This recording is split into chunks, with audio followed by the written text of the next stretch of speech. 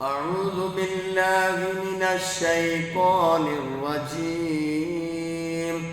بسم الله الرحمن الرحيم. وإذ قال موسى لقومه يا قوم اذكروا نعمة الله عليكم إذ جعل فيكم أنبياء وجعل ملوكا وآتاكم ما لم يأت أحدا من العالمين. ബഹുമാന്യരായ സത്യവിശ്വാസികളെ, വിശ്വാസിനികളെ, ലോകരക്ഷിതാവായ റബ്ബ് സുബ്ഹാനഹു വ തആലയുടെ നിയമങ്ങളും അവൻ്റെ വിധിവിലക്കുകളും ജീവിതത്തിൻ്റെ ഓരോ ഘട്ടങ്ങളിലും വളരെ കൃത്യമായി പാലിച്ചുകൊണ്ട് പരമാവധി തഖ്വയുള്ളവരായി ജീവിക്കണേ എന്ന് വസിയത്ത് ചെയ്യുകയാണ്. ഏതു സമയവും അള്ളാഹുവിൻ്റെ വിധിക്ക് കീഴ്പ്പെട്ട് അവൻ്റെ സന്നിധിയിലേക്ക് മടങ്ങി പോകേണ്ടവരാണ് എന്ന വിചാരത്തോടുകൂടി, ചിന്തയോടുകൂടിയാണ് നമ്മൾ ഈ ദുനിയാവിൽ ജീവിക്കേണ്ടത്. അള്ളാഹുവിൻ്റെ ഏറ്റവും ഇഷ്ടപ്പെട്ട അടിമകളായി ജീവിക്കാനും ആ നിലക്ക് തന്നെ ഈ ലോകത്തോട് വിട പറയാനും അള്ളാഹു സുബ്ഹാനഹു വ തആല നമുക്ക് ഏവർക്കും ഭാഗ്യം നൽകി അനുഗ്രഹിക്കുമാറാവട്ടെ.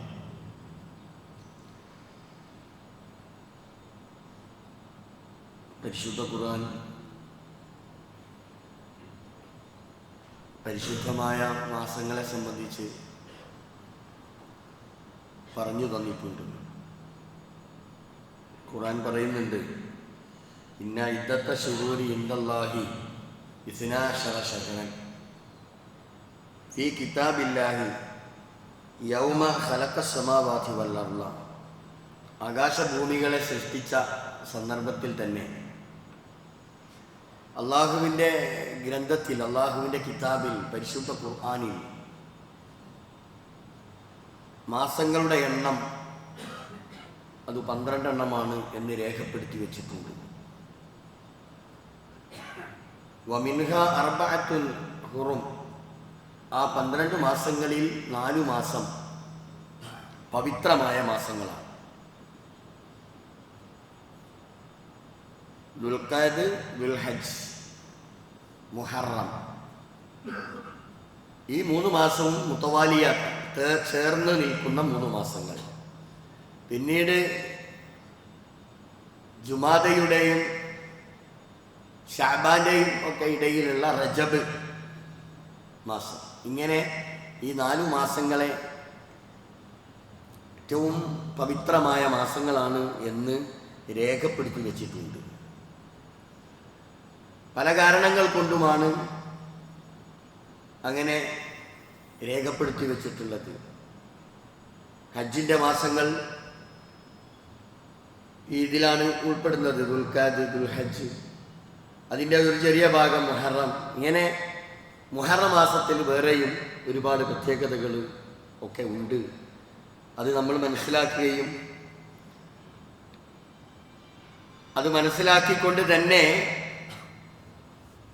ചരിത്രത്തിൻ്റെ യാഥാർത്ഥ്യങ്ങളിലൂടെ കടന്നുപോയി അത് ഉൾക്കൊണ്ട് നമ്മുടെ വിശ്വാസത്തെ നമ്മൾ പാകപ്പെടുത്തിയെടുക്കുക എന്നതാണ് ഏതൊരു വിശ്വാസിയെ സംബന്ധിച്ചിടത്തോളം അവർ നിർവഹിക്കേണ്ട അവരുടെ ബാധ്യത എന്ന് പറയുന്നത്. ഞാൻ ഓതിവെച്ച ആയത്ത് സൂറത്തു മാഇദയിലെ 22-ാമത്തെ ആയത്താണ്. വഇദ് ഖാല മൂസാ ലിഖൗമിഹി. മൂസ അലൈഹിസ്സലാത്തു വസ്സലാം തൻ്റെ മുമ്പിലിരിക്കുന്ന തൻ്റെ സമൂഹം, ആ സമൂഹത്തോട് മൂസ അലൈഹിസ്സലാത്തു വസ്സലാം പറഞ്ഞ സന്ദർഭം, യാ ഖൗം, ജനങ്ങളെ, ഉദ്കുറു നിഅമത്തല്ലാഹി അലൈക്കും, അല്ലാഹു തആല നിങ്ങൾക്ക് ചെയ്തു തന്ന അനുഗ്രഹങ്ങളെക്കുറിച്ച്, നിഅമത്തുകളെക്കുറിച്ച് നിങ്ങൾ ഓർക്കണം. ഇത് ജഅല ഫീക്കും അംബിയാ, അല്ലാഹു തആല നിങ്ങൾക്കിടയിൽ ഒരുപാട് പ്രവാചകന്മാരെ നിയോഗിച്ചിട്ടുണ്ട്. ഒരുപാട് പ്രവാചകന്മാരെ സംഭാവന ചെയ്തിട്ടുണ്ട് ഈ കാലയളവിൽ. വജഅല മുലൂക്കൻ, അധികാരം നൽകി അനുഗ്രഹിച്ചിട്ടുണ്ട് നിങ്ങളെ, രാജാധിപത്യം നൽകി നിങ്ങളെ അനുഗ്രഹിച്ചിട്ടുണ്ട് നിങ്ങളെ റബ്ബ്. വആതാകും മാ ലം യുഅ്തി അഹദൻ മിനൽ ആലമീൻ, ലോകത്ത് ഒരു കൂട്ടർക്കും ഒരു വിഭാഗത്തിനും ഒരാൾക്കും ഇന്നേ വരെ നൽകിയിട്ടില്ലാത്ത അത്രയും നിഅമത്തുകൾ നിങ്ങൾക്ക് നൽകിയിട്ടുണ്ട് എന്ന് മൂസ അലൈഹിസ്സലാത്തു വസ്സലാം തൻ്റെ സമൂഹത്തോട് വിളിച്ചു പറയുകയാണ്. ലോകത്ത് ഇതര സമുദായങ്ങളെ വെച്ച് നോക്കുമ്പോൾ അവരെ അപേക്ഷിച്ച് ഏറ്റവും സംസ്കാര സമ്പന്നരും അതേപോലെ തന്നെ പരിഷ്കൃതരുമായിരുന്നു ഈ ഇസ്രായേൽ വിഭാഗം, അല്ലെങ്കിൽ ബനു ഇസ്രായേൽ എന്നോ ഇസ്രായേൽ എന്നോ ഒക്കെ ഖുർആൻ പരിചയപ്പെടുത്തിയിട്ടുള്ള ഈ ജനവിഭാഗങ്ങൾ. അതേസമയം ധിക്കാരത്തിൻ്റെയും അഹങ്കാരത്തിൻ്റെയും അനുസരണക്കേടിൻ്റെയും ഒരു നീണ്ട പാരമ്പര്യവും യഥാർത്ഥത്തിൽ ഈ ജനവിഭാഗത്തെക്കുറിച്ച് നമ്മൾക്ക് സംസാരിക്കാനുണ്ട്. ഇത് രണ്ടും പരിശുദ്ധ ഖുർആൻ വളരെ കൃത്യമായി ലോകരെ ബോധ്യപ്പെടുത്തിയിട്ടുള്ള കാര്യമാണ്. നമ്മൾ ഇതിൻ്റെ ഒരു ചരിത്രത്തിൻ്റെ ഒരു ഭാഗം നമ്മൾ അറിയേണ്ടതുണ്ട് എന്നതുകൊണ്ടാണ് ഇക്കാര്യം സൂചിപ്പിക്കുന്നത്. മഹാനായ പ്രവാചകവര്യനായ ഇബ്രാഹിം അലൈഹിസ്സലാത്തു വസ്സലാം, അദ്ദേഹത്തിൻ്റെ പുത്രൻ ഇസ്ഹാഖ് അലൈഹിസ്സലാത്തു വസ്സലാം, ആ ഇസ്ഹാഖ് നബിയുടെ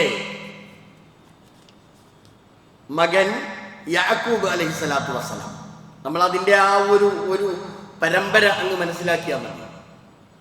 യാക്കൂബ് നബി അലൈഹിസ്സലാത്തു വസ്സലാം, അദ്ദേഹത്തിന് മറ്റൊരു പേര് കൂടിയുണ്ട്, ഇസ്രായേൽ, ദൈവത്തിൻ്റെ അടിമ എന്നൊക്കെ അതിനർത്ഥം പറഞ്ഞിട്ടുണ്ട്. ഏതായിരുന്നാലും ഇസ്രായേൽ എന്ന പേര് കൂടി യാക്കൂബ് അലൈഹിസ്സലാത്തു വസ്സലാമൊക്കെ ഉണ്ട്. നമുക്കറിയാം അദ്ദേഹത്തിൻ്റെ മകൻ യൂസുഫ് അലൈഹിസ്സലാത്തു വസ്സലാമയുടെ കഥ നമുക്കറിയാം. യൂസുഫ് അലൈഹിസ്സലാത്തു വസ്സലാം ഉൾപ്പെടെ 12 മക്കളായിരുന്നു യാക്കൂബ് നബിക്ക് ഉണ്ടായിരുന്നത്. ബിനിയാമീൻ ഒക്കെ അതിലുള്ളതാ. അങ്ങനെ ഈ 12 മക്കളുള്ള യാക്കൂബ് നബി അലൈഹിസ്സലാത്തു വസ്സലാമയുടെ ആ ഒരു ടീം, മക്കളടങ്ങുന്ന മക്കളും അങ്ങനെ അത് ഇങ്ങോട്ട് വ്യാപിച്ച് കാലക്രമത്തിൽ ഈ 12 മക്കളും 12 ഗോത്രങ്ങളായി മാറിയെന്നും അവര് ഈജിപ്തിൽ താമസമാക്കി എന്നും ഒക്കെ ചരിത്രത്തിൽ നമുക്ക് കാണാൻ സാധിക്കും. ആ കാലഘട്ടത്തിൽ യൂസുഫ് അലൈഹിസ്സലാത്തു വസ്സലാം അന്നത്തെ ധനകാര്യമന്ത്രിയായിരുന്നു. അദ്ദേഹത്തിൻ്റെ ആ ധനകാര്യമന്ത്രിയായ ആ ഒരു ഘട്ടത്തിൽ, അതിൻ്റെ ഇടയ്ക്ക് യാക്കൂബ് നബിയുടെ ഒരുപാട് ചരിത്രങ്ങളുണ്ട്, അത് നമ്മൾ ഇവിടെ പ്രതിപാദിക്കുന്നില്ല. യാക്കൂബ് നബി അലൈഹിസ്സലാത്തു വസ്സലാമയും തൻ്റെ മക്കളും, അതായത് യൂസുഫ് അലൈഹിസ്സലാമയുടെ അനുജന്മാര്, ജ്യേഷ്ഠന്മാര്, ഇവരൊക്കെ കൂടി യൂസുഫ് അലൈഹിസ്സലാത്തു വസ്സലാം ധനകാര്യമന്ത്രി ആയിരിക്കുമ്പോൾ അവരവിടെ വന്ന് താമസമാക്കി. അങ്ങനെ അത് പെരുകി അത് വലിയ ഒരു ഗോത്രവർഗമായി മാറി. 12 ഗോത്രം, അവരാണ് ഇസ്രായേല്യർ എന്ന് പറയുന്നത്. ഇസ്രായേൽ എന്ന് യാക്കൂബ് നബിയുടെ പേരാ. അതാണ് പിന്നെ ഇസ്രായേല്യർ എന്ന് പറയുന്നത് അതിനെ സംബന്ധിച്ചാണ്. അങ്ങനെ പരിശുദ്ധ ഖുർആനിൽ ആ കാര്യം സംബോധന ചെയ്യുന്നത് സൂറത്ത് ബഖറയിൽ, പലയിടങ്ങളിൽ, മറ്റു സൂറകളിലൊക്കെ പ്രതിപാദിക്കുന്നത് നമുക്ക് കാണാം. യാ ബനി ഇസ്രായീൽ, ഇസ്രായേൽ സന്തതികളെ. ഇത് ഈ യാക്കൂബ് നബി അലൈഹിസ്സലാത്തു വസ്സലാമയുടെ ഈ പെരുകി വർദ്ധിച്ചുണ്ടായിട്ടുള്ള ഈ വർഗത്തെ, ഈ ജന സാഗരം എന്ന് തന്നെ പറയാവുന്ന അത്ര ആളുകൾ ഇത് ഉണ്ടായിട്ടുണ്ട്. ഒരു 400 വർഷത്തിനിടയിലുണ്ടായ ഈ പെരുകിണ്ടായ ഈ വർഗം അതങ്ങ് നീണ്ട് കിടക്കുകയാണ്. അവരെ സംബോധന ചെയ്തിട്ടാണ് ഖുർആൻ പറയുന്നത്,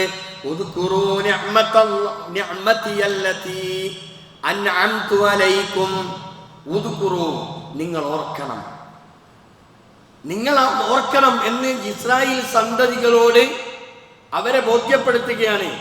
നിഅമതി അല്ലതി അൻഅംതു അലൈക്കും, നിങ്ങൾക്ക് നൽകിയിട്ടുള്ള നിഅമത്തിനെ, അനുഗ്രഹത്തെ നിങ്ങൾ ഓർക്കണം. ഔഫു ബിഅഹ്ദി, എന്നിട്ട് പറയാ, അല്ലാഹ് പറയാണ്, എൻ്റെ കരാറിനെ നിങ്ങൾ അംഗീകരിക്കണം. എങ്കിൽ ഊഫി ബിഅഹ്ദിക്കും, നിങ്ങളുടെ കരാറുകൾ ഞാൻ അംഗീകരിക്കും.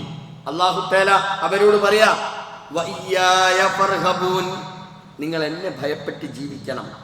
ഇത് ഖുർആൻ അവരോട് വളരെ കൃത്യമായി പറഞ്ഞു കൊടുക്കുന്ന ഒരു സംബോധനയാണ്.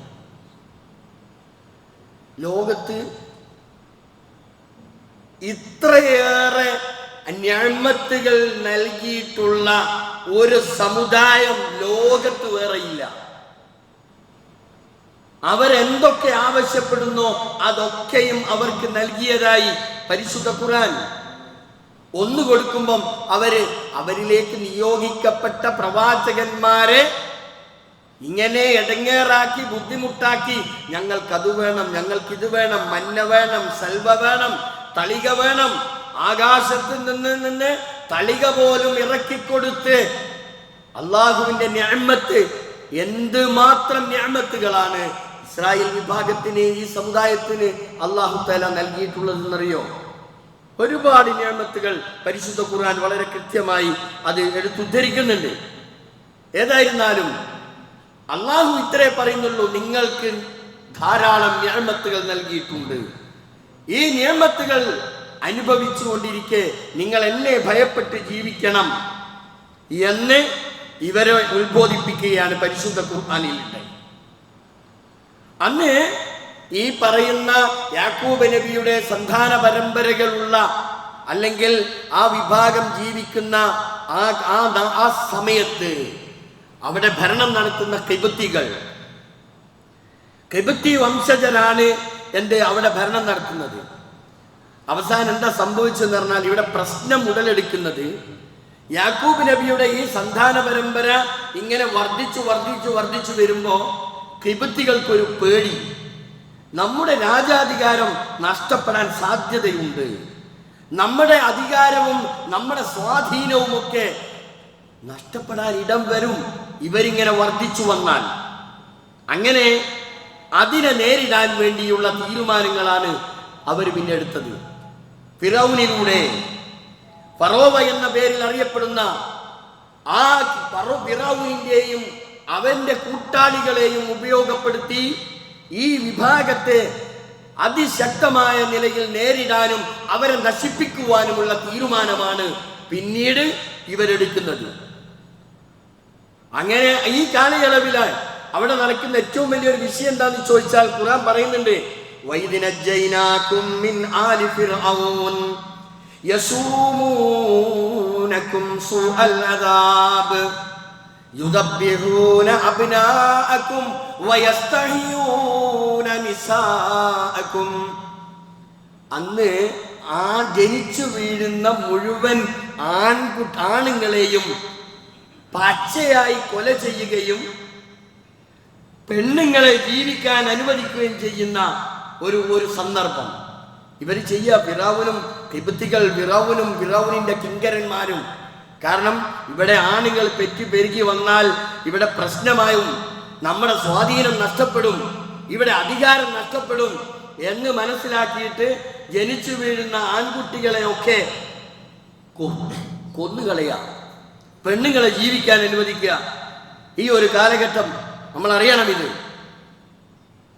ആ ഒരു സന്ദർഭത്തിലാണ് മൂസാ നബിയുടെ ജനനം നടക്കുന്നത്. അപ്പൊ നമ്മൾ ഇതിനോട് ചേർത്ത് വെക്കണം, അന്ന് ആണുങ്ങൾക്ക് ജീവിക്കാൻ അനുവാദമില്ലാത്ത ഒരു കാലഘട്ടത്തിലാണ് മൂസാ നബിയുടെ ജനനം നടക്കുന്നത്. പക്ഷേ അള്ളാഹുവിന്റെ മഹത്തായ അനുഗ്രഹം കൊണ്ട് മൂസാ നബിക്ക് അതിൻ്റെ ഇടയിൽ നടക്കുന്ന ചരിത്രങ്ങൾ ഒരുപാടുണ്ട്, അത് വിശദീകരിക്കുന്നില്ല.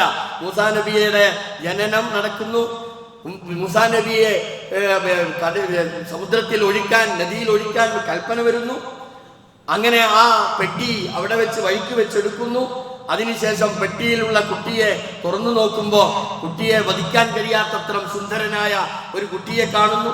അങ്ങനെ കുട്ടിയെ കൊട്ടാരത്തിലേക്ക്, ഫിറൗനിന്റെ കൊട്ടാരത്തിലേക്ക് അയക്കുന്നു. ആ കൊട്ടാരത്തിൽ വളരുന്നു. അതാണ് മൂസാ നബിയുടെ ചരിത്രം.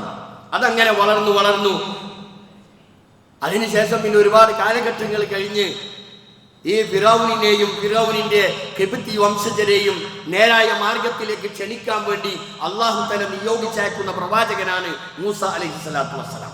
അതാണ് നമ്മൾ ഈ ചരിത്രം അങ്ങനെയാണ് മനസ്സിലാക്കേണ്ടത്. ഇദ്ഹബ് ഇലാ ഫിർഔൻ ഇന്നഹു തഗാ.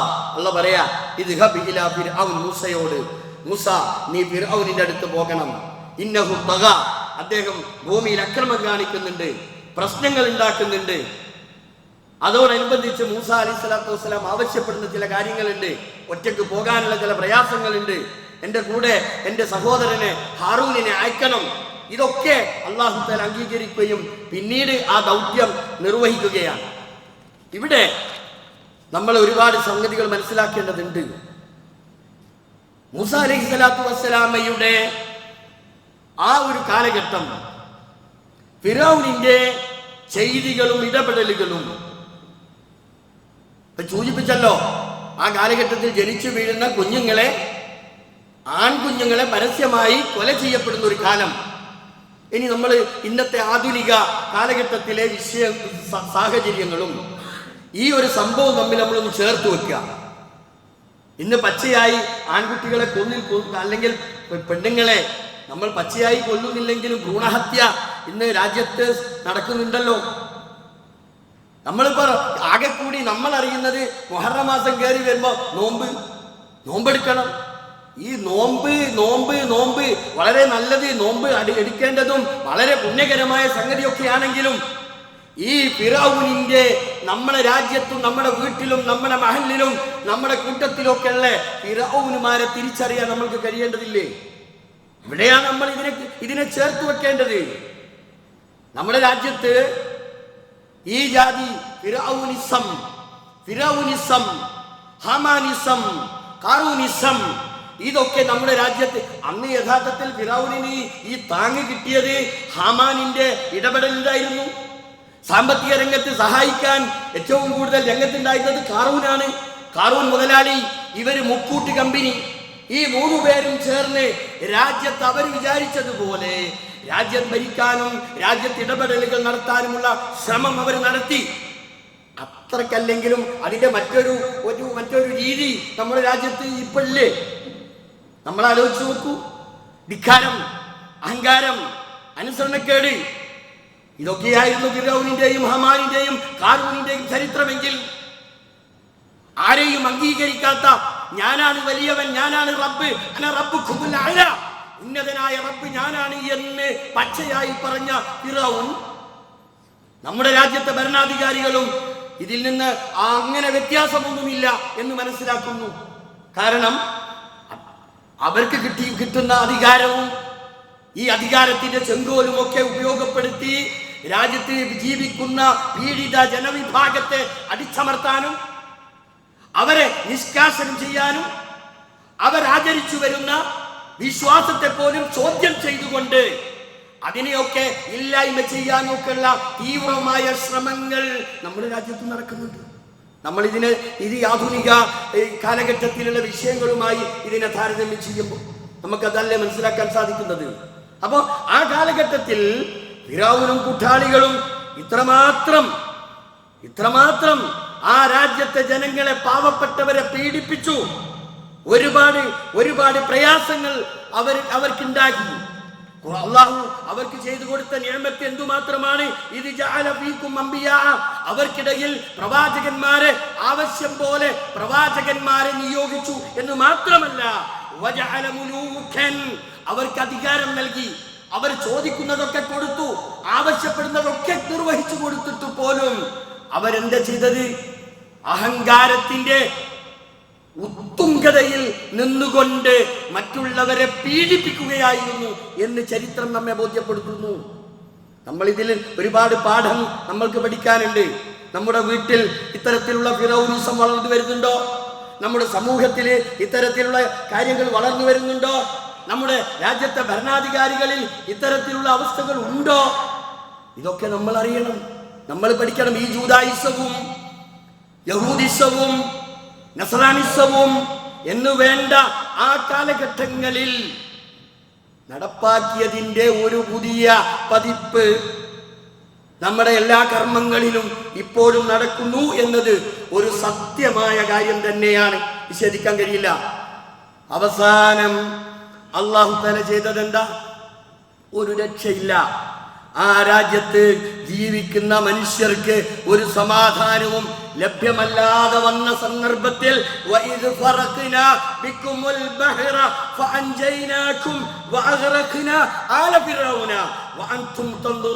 അല്ലാഹുവിന്റെ ശിക്ഷ വരിക, രക്ഷപ്പെടാനുള്ള കൽപ്പന വരുന്നു. മൂസാ അലൈഹിസ്സലാത്തു വസ്സലാമക്കും തന്റെ അനുയായികൾക്കും കൽപ്പന വരുന്നു. അങ്ങനെ ചെങ്കടൽ കടന്ന് അക്കരെ കടക്കാൻ നിർദ്ദേശം കൊടുക്കുന്നു. മൂസാ നബി അലൈഹിസ്സലാത്തു വസ്സലാമയുടെ വടി കൊണ്ട് ആ കടലിൽ അടിക്കുന്നു, കടൽ വഴിമാറുന്നു. അങ്ങനെ ആ കടൽ രണ്ടു ഭാഗത്തേക്കും വഴിമാറിയ ആ വഴിയിലൂടെ മൂസാ അലൈഹിസ്സലാത്തു വസ്സലാമയും തന്നിൽ വിശ്വസിച്ച പാവപ്പെട്ട ജനസമുദായവും അതിലൂടെ കടന്നുപോയി. അങ്ങനെ അഞ്ചൈനാക്കും നാം മൂസാ നബിയെയും അദ്ദേഹത്തിൽ വിശ്വസിച്ചവരെയും നമ്മൾ രക്ഷപ്പെടുത്തി. ഫിർഔനിനെയും ഫിർഔനിന്റെ കൂട്ടാളികളെയും പച്ചയായി ആ കടലിൽ, ചെങ്കടലിൽ എന്തുണ്ടായി? മുങ്ങിച്ചാവുന്ന ചരിത്രം ഏത് നിലയ്ക്കെന്നറിയോ? നിങ്ങൾ പച്ചയായി കാണുന്ന ആ ഒരു സാഹചര്യത്തിൽ അവരെ നശിപ്പിക്കുകയാണ്. ഇതാണ് ഈ വിഷയത്തിൽ ഇസ്ലാമിന്റെ യഥാർത്ഥമായ ചരിത്രം. ഫിർഔനിന്റെയും കിങ്കരന്മാരുടെയും പതനം. ഒരു വിവരം ഇതോടുകൂടി നമ്മൾ ചേർത്തറിയണം. ലോകത്ത് മുഴുവൻ ആളുകൾക്കും മാതൃക എന്നുള്ള നിലയിൽ അദ്ദേഹത്തിന്റെ ഭൗതിക ശരീരം ഇന്നും ലോകത്തുണ്ട് എന്നത് നമുക്കറിയാം. പക്ഷേ നമ്മുടെ മനസ്സിനെ മാറ്റിയെടുക്കാൻ ഈ ഒരു ധിക്കാരപരമായ ഒരു രംഗത്ത് നിന്ന്, അനുസരണക്കേടിന്റെ രംഗത്ത് നിന്ന്, അഹങ്കാരത്തിന്റെ രംഗത്ത് നിന്ന് ഒന്നും മാറാൻ, അല്ലെങ്കിൽ നമ്മൾ സ്വയം ഒരു മാറ്റത്തിന് വിധേയമാകാൻ നമ്മൾ പരിശ്രമിക്കണ്ടേ? ഇതാണ് ഈ ഒരു സന്ദേശമാണ് യഥാർത്ഥത്തിൽ ഈ മുഹറം മാസം, മുഹറം 10-നാണ് ഈ മഹാസംഭവം നടക്കുന്നത്. വേറെയും ഒരുപാട് വിഷയങ്ങൾ. കർബല നടക്കുന്നത് മുഹറം 10-നാണ്. അതേപോലെ തന്നെ ഈ മൂസാ നബിയും കൂട്ടരും അദ്ദേഹത്തിൽ വിശ്വസിച്ചവരും ചെങ്കടൽ കടന്ന് അക്കരെ കടന്ന് രക്ഷപ്പെടുന്നത്, അള്ളാഹു രക്ഷപ്പെടുത്തിയ ദിവസം മുഹറം 10-ആണ്. അതുകൊണ്ടാണ് മുഹറം 10 അത് നോമ്പ് എടുക്കണം എന്നും നിർദ്ദേശിക്കപ്പെട്ടിട്ടുള്ളത്. അതിനോടുള്ള സന്തോഷം മുഹമ്മദ് റസൂലുള്ളാഹി സ്വല്ലല്ലാഹു അലൈഹി വസല്ലമ മദീനയിൽ വന്നപ്പോൾ പണ്ട് തന്നെ ഖുറൈശികളുടെ ഇടയിൽ അശുറ നോമ്പ് ഉണ്ടായിരുന്നു.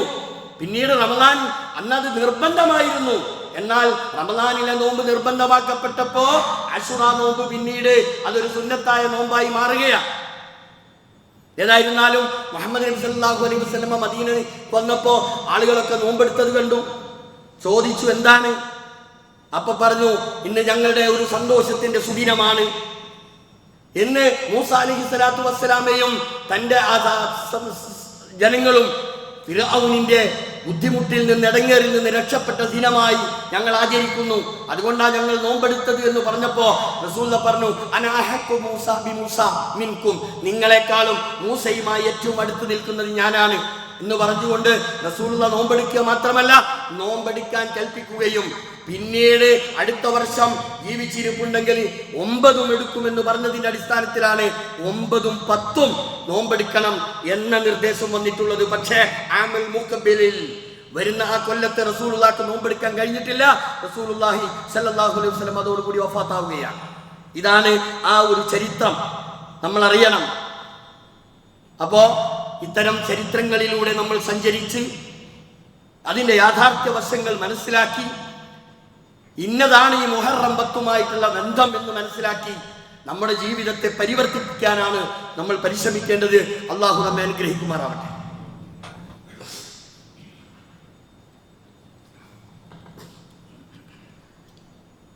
അൽഹംദുലില്ലാഹി റബ്ബിൽ ആലമീൻ വസല്ലല്ലാഹു അലൻ നബിയിൽ കരീം وعلى آله وصحبه أجمعين. أيها الإخوان والأخوات، أوصيكم وإياي بثانية بتقوى الله. പ്രിയപ്പെട്ട സഹോദരങ്ങളെ, അള്ളാഹുവിനെ സൂക്ഷിച്ച് തഖ്വയുള്ളവരായി ജീവിക്കണേ എന്ന് ഒരിക്കൽ കൂടി വസിയത്ത് ചെയ്യുകയാണ്, ഉപദേശിക്കുകയാണ്. അൻ അബീ സഈദ് റളിയല്ലാഹു അൻഹു അന്ന നബിയ സല്ലല്ലാഹു അലൈഹി വസല്ലം ഖാല ല തത്തബിഅന്ന സുനന മൻ ഖബലകും ശിബ്റൻ ബിശിബ്രിൻ വദിറാഅൻ ബിദിറാഇൻ. റസൂലുള്ളാഹി സ്വല്ലല്ലാഹു അലൈഹി വസല്ലം പറഞ്ഞു, ല തത്തബിഅന്ന, തീർച്ചയായും നിങ്ങൾ പിന്തുടരുക തന്നെ ചെയ്യും, സുനന മൻ ഖബലകും, നിങ്ങൾക്ക് മുമ്പ് കഴിഞ്ഞു പോയിട്ടുള്ള സമൂഹത്തിൻ്റെ ആ നടപടി, ശിബ്റൻ ബിശിബ്രിൻ വദിറാഅൻ ബിദിറാഇൻ, ചാണിന് ചാണായും മുഴത്തിന് മുഴത്തിൽ കഴിഞ്ഞുപോയ യഹൂദികളുടെ, നസാറാക്കളുടെ യൂദായിസം അതേറെക്കുറെ നിങ്ങളും പിന്തുടരുന്നവരാകും. ഹത്താ ലൗ സലകൂ ഹുജ്റ ലിബ്ബിൻ, ഉടുമ്പിന്റെ മാളത്തിൽ പ്രവേശിക്കുകയാണെങ്കിൽ അവർ ലസലക്തുമൂഹു, നിങ്ങളും ആ ഉടുമ്പിന്റെ മാളത്തിലേക്ക് പോയിക്കൊണ്ടിരിക്കും. അപ്പോൾ ഖുൽനാ യാ റസൂലല്ലാഹ്, അപ്പോൾ റസൂലുള്ളാഹിയോട് സഹാബികൾ ചോദിച്ചു, അൽ യഹൂദു വൻ നസാറ, അൽ യഹൂദു വൻ നസാറ, അത് നസറാക്കളും യഹൂദികളുമല്ലേ? ഖാല നബി സല്ലല്ലാഹു അലൈഹി വസല്ലം ഫമൻ, പിന്നെ ആരാ? യഹൂദികളും ക്രിസ്ത്യാനികളും അല്ലാതെ പിന്നെ ആരാ എന്നാ റസൂലുള്ളാഹി സല്ലല്ലാഹു അലൈഹി വസല്ലം അതിന് മറുപടി പറഞ്ഞേ. ഇമാം ബുഖാരി, മുസ്ലിം, റവാഹു ശൈഖാനി, ഈ ഹദീസിന്റെ അടിസ്ഥാനത്തിൽ നമ്മെ സംബന്ധിച്ചാണ് റസൂലുള്ളാഹി ഈ ദീർഘവീക്ഷണം നടത്തിയിട്ടുള്ളത്. ഇനി നമ്മുടെ ചെയ്തികളെക്കുറിച്ച് നമ്മൾ ആലോചിച്ച് നോക്കൂ. നമ്മുടെ വിവാഹ ചടങ്ങുകൾ ഏറ്റവും പരിശുദ്ധമായ, ഏറ്റവും പവിത്രമായ നമ്മുടെ വിവാഹ ചടങ്ങുകൾ പോലും ഇന്ന് ജൂദായിസത്തിനും മറ്റുമായി വഴിമാറിയിട്ടുണ്ടോ? ഇല്ലേ? നമ്മൾ ഈ സമയത്ത് ആലോചിക്കണം. ഇസ്ലാമികമായ ഒരു പരിപ്രേക്ഷ്യമുണ്ട്, ഇസ്ലാമികമായ ഒരു സംസ്കാരമുണ്ട്. ആ സംസ്കാരങ്ങളിൽ നിന്ന് നമ്മുടെ വിവാഹങ്ങളും നമ്മുടെ ആചാരക്രമങ്ങളുമൊക്കെ വഴിമാറിപ്പോകുന്നുണ്ടോ? എന്തിനേറെ ഏറ്റവും നാണിപ്പിക്കുന്ന തരത്തിലുള്ള ഒരു സംഭവമാണ് കഴിഞ്ഞ ദിനം നമ്മുടെ ഈ സമീപ മഹല്ലിൽ നടന്നത്. കല്യാണ ദിവസം പണം പച്ചയായി വാരിയെറിയുന്ന ഒരു ചിത്രം നമ്മൾ കണ്ടു. സോഷ്യൽ മീഡിയയിൽ പ്രചരിച്ചു. അത് പണം വാരിയെറിയുക, കല്യാണ സദസ്സിൻ്റെ ആ ഒരു ഗ്രൗണ്ടിൽ വെച്ചുകൊണ്ട് പണം വാരിയെറിയുന്ന ചിത്രം. എന്തുമാത്രം ജൂദായിസമാണ്, എന്തുമാത്രം വൃത്തികെട്ട കാര്യങ്ങളാണ് നമ്മുടെ ഏറ്റവും മനോഹരമായ, ഏറ്റവും പവിത്രമായ ഇത്തരം വേദികൾ പോലും നടന്നുകൊണ്ടിരിക്കുന്നത്. മറ്റൊന്നും കൂടി നമ്മൾ അറിയണം.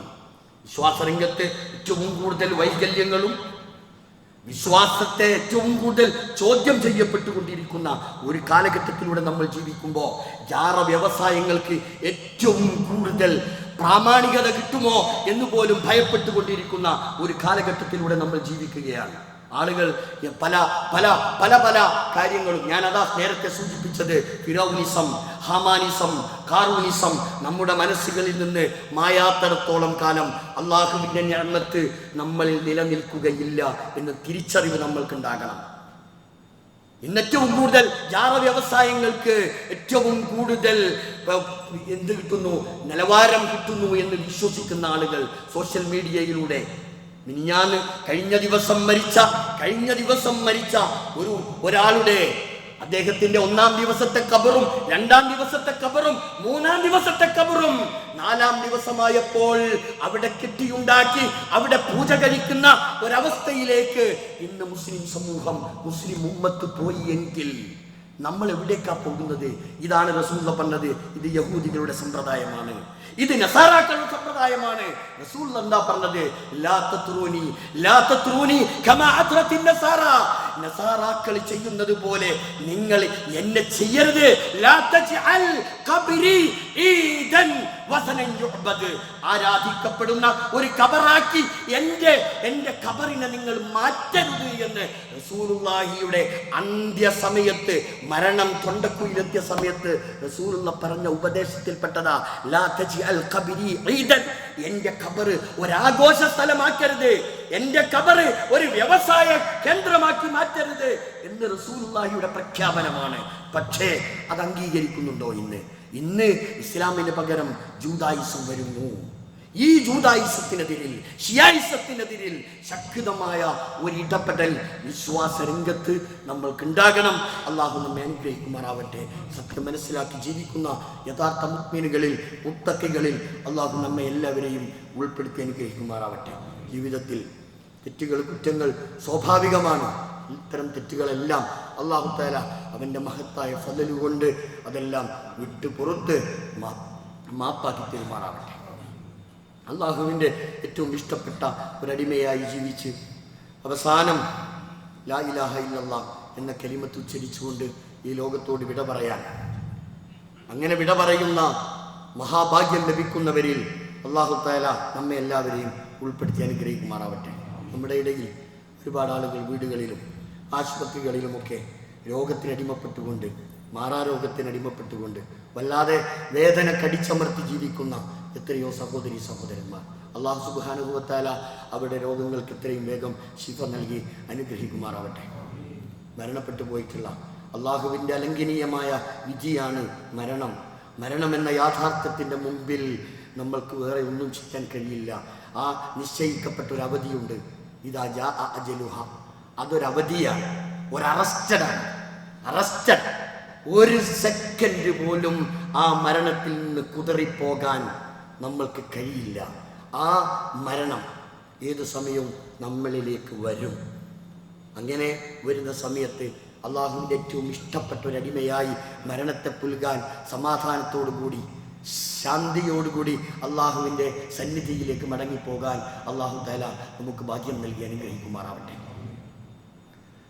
اللهم اغفر للمؤمنين والمؤمنات والمسلمين والمسلمات الأحياء منهم والأموات إنك مجيب الدعوات ويا قاضي الحاجات ربنا اغفر لنا ولإخواننا الذين سبقونا بالإيمان فلا تجعل في قلوبنا غلا للذين آمنوا ربنا إنك رؤوف رحيم اللهم أجرنا من النار اللهم أجرنا من النار اللهم أعز الإسلام والمسلمين وأذل الشرك والمشركين اللهم اجعلنا من المسلمين واجعلنا من المتقين واجعلنا من المخلصين اللهم مقلب القلوب ثبت قلوبنا على دينك اللهم مصرف القلوب صرف قلوبنا على طاعتك ربنا آتنا في الدنيا حسنة وفي الآخرة حسنة وقنا عذاب النار